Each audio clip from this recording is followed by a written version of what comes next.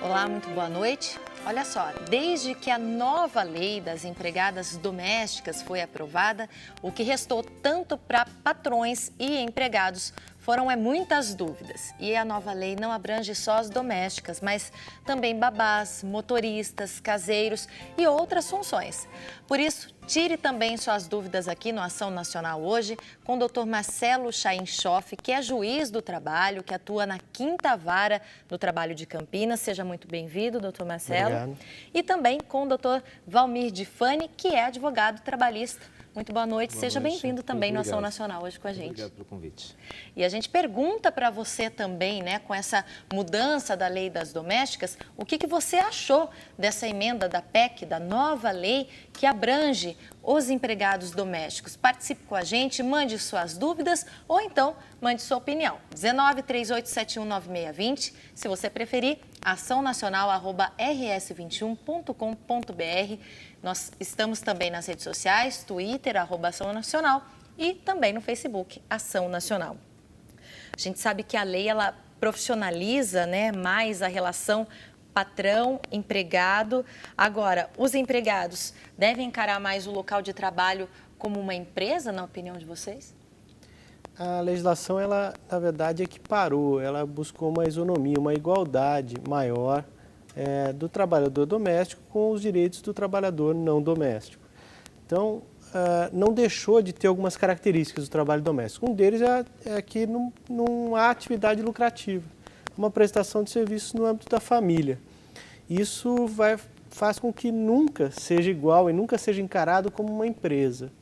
O fato é que, como mudou, como é novo, algumas cautelas podem ser parecidas com uma de empresa, mas a relação doméstica não precisa e não deve ser encarada como uma relação de emprego tradicional numa indústria, no comércio, na empresa.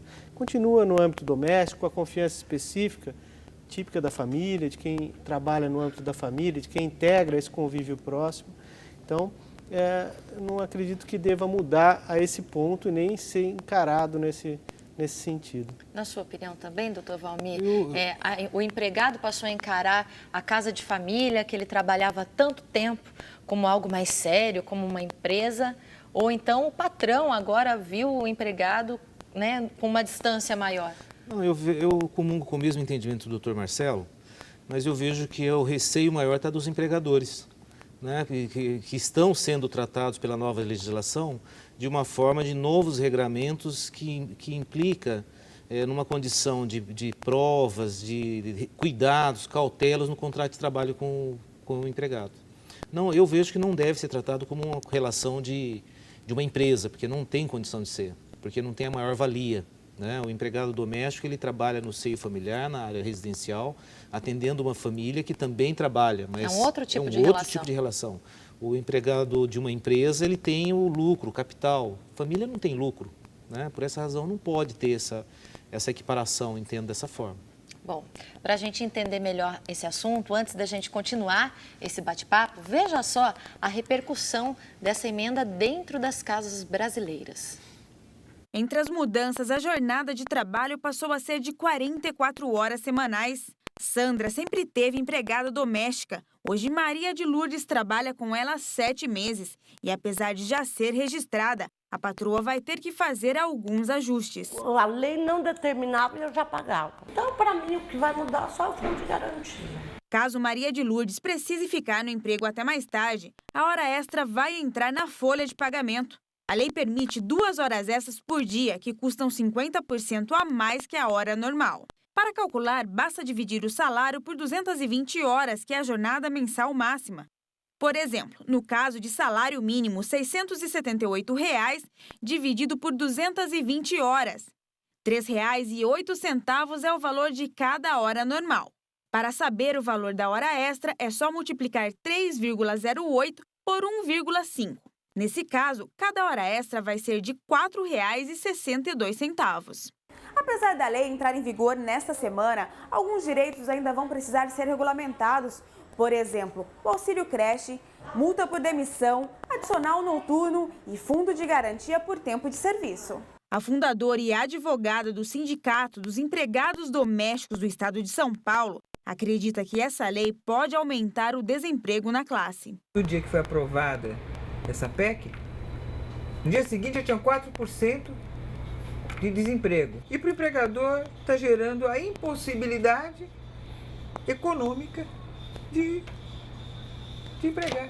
Mas para a Sandra, a relação com a empregada vai ganhar mais qualidade e também garantia para as duas partes. Eu preciso dela e ela precisa de mim. Então, nós trocamos, né, serviço, no caso. Eu preciso dela comigo.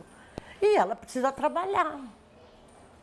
Nada melhor do que você cumprir com a lei, né? Como eu nunca recebi, nunca tive esses direitos, fica difícil para mim responder também qual é melhor. Mas sei lá, para mim, em geral, vai ser tudo assim. Mas acho que mais é o fundo de garantia, né? Não sei. Pois é, quem nunca teve o direito também é o momento de recuperar todo esse tempo perdido, né? É verdade. Há um impacto, não tem dúvida disso. A legislação, toda mudança, traz um impacto e o impacto que é inevitável, é um fato. É realmente dispensas que estão ocorrendo. Alguns empregadores com medo, com receio do novo, da novidade, do orçamento familiar, acabam dispensando. Agora, não acho que é o caminho. As mudanças, e até isso foi abordado na reportagem, para a grande maioria das famílias não vai ser grande. O Fundo de Garantia, quando for regulamentado, vai trazer um impacto financeiro que talvez seja um impacto muito parecido com algum benefício que normalmente as empregadas já recebem de forma espontânea. É que, num primeiro momento, as pessoas acabam tomando decisões até que precipitadas, né? Eu vejo com certeza. Primeiro que a gente tem sempre o jeitinho brasileiro. Nos contratos é público e notório que a relação doméstica geralmente é a que tem aquele acordo. Olha, eu vou te pagar um salário mínimo, vou te registrar por um salário mínimo, vou recolher por um salário mínimo, mas eu vou te pagar R$800, vou te pagar R$900. Hoje vai ser regularização, hoje não vai ter pagamento por fora. Vai ser mais vantagem o empregador já combinar, quando contratar com o empregado, falar, olha, eu vou te pagar o seu salário, ou o salário mínimo, esses R$200 ou R$300 que se dizia que pagava mais para não ter que pagar, recolher previdência, não ter que... E às vezes nem o empregado quer que recolhe muito previdência, né? Bem da verdade. E vai ser regularizado pelos 8%. Isso quando regularizar o FGTS. Porque hoje o que está se falando, o maior receio da pessoa, eu vou ter um encargo de 8% de fundo de garantia, eu vou ter que pagar horas extras. Mas quem trabalha mais do que 8 horas tem que receber. Eu sempre fui favorável. A pessoa que trabalha 8 horas e 44 horas semanais, via de regra as empregadas domésticas, a grande maioria eu posso dizer, eu acredito, já tive contatos com alguns sindicatos de empregada doméstica, elas já trabalham na média de 8 horas. E não gostam de trabalhar de sábado, porque sábado e domingo é para a família dela. Então a relação geralmente chega de 40 a 44 horas, já dentro desse período de segunda a sexta-feira.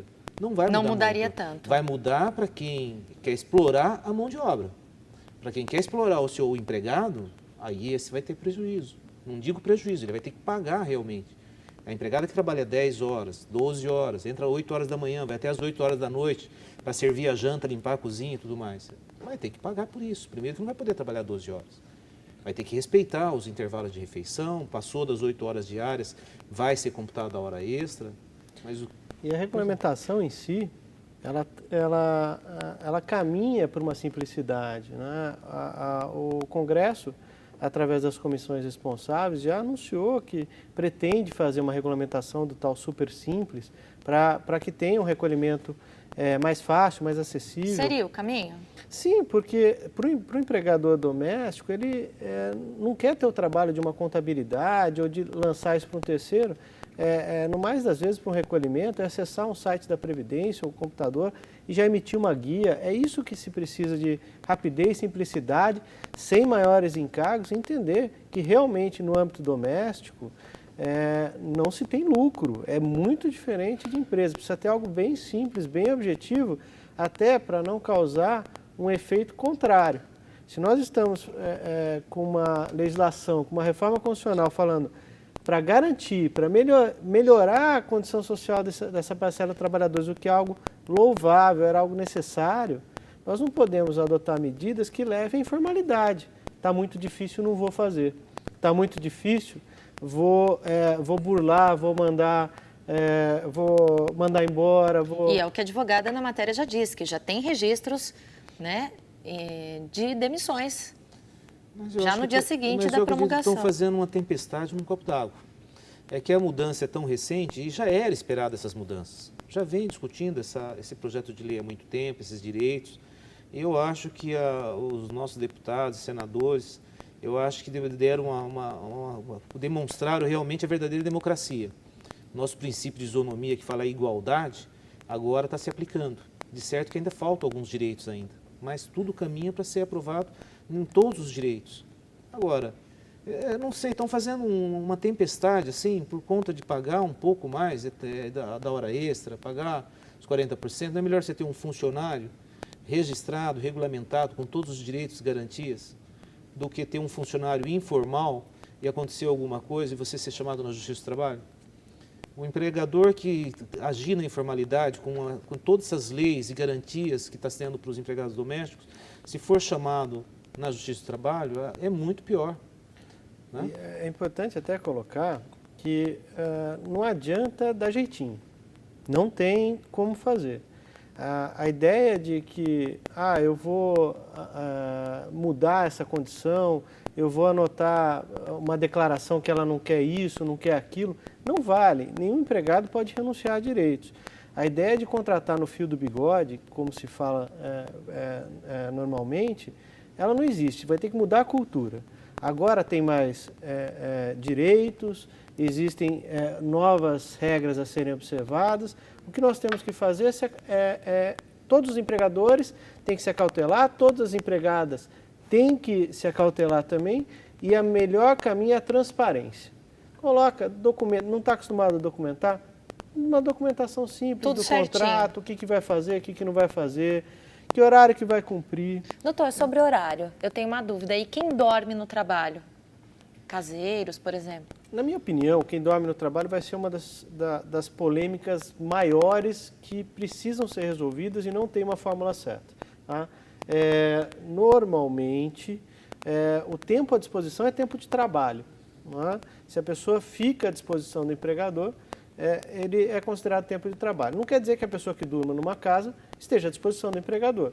Se a empregada dorme na casa do patrão, se ela tiver esse tempo efetivamente como de descanso e que isso seja respeitado, não há problema nenhum, não há qualquer implicação em relação à jornada. Não é? Nós vamos invadir uma seara de discussão, nós vamos ter problemas para saber o que vai aplicar a partir do momento que a babá dorme no quarto da criança e acaba sendo chamada à noite. Não é? E essa é uma situação que a CLT tem previsões específicas para casos de ferroviários e tudo mais, que em alguns casos se aplicam estende-se isso para outros trabalhadores, mas eu acho muito difícil de equiparar. O fato é, de uma maneira bem simples, dormiu em casa, que se respeite horários de descanso, dias de folga e tudo mais. O que fugir a isso tem que ser absolutamente controlado, para que se possa saber a quantidade de trabalho e a quantidade de descanso e efetivamente quitar aquilo que foi trabalhado, de uma maneira simples e direta. Né? Basicamente seria isso. Bom, a gente vai falar de outras situações também ao longo do programa hoje, porque a nova emenda, ela não diz respeito só a empregados e empregadas domésticas. Engloba também cozinheiras, babás, jardineiros, motoristas, cuidadores de idosos, enfim, outras funções também estão incluídas nessa nova emenda. Então, se você tem dúvidas, escreva para a gente durante o intervalo, a gente procura responder aí para você da melhor forma possível. E daqui a pouco também a gente vai explicar como a gente controla a jornada de trabalho. Será que as casas vão ter que ter um relógio ponto? Daqui a pouquinho, depois do intervalo.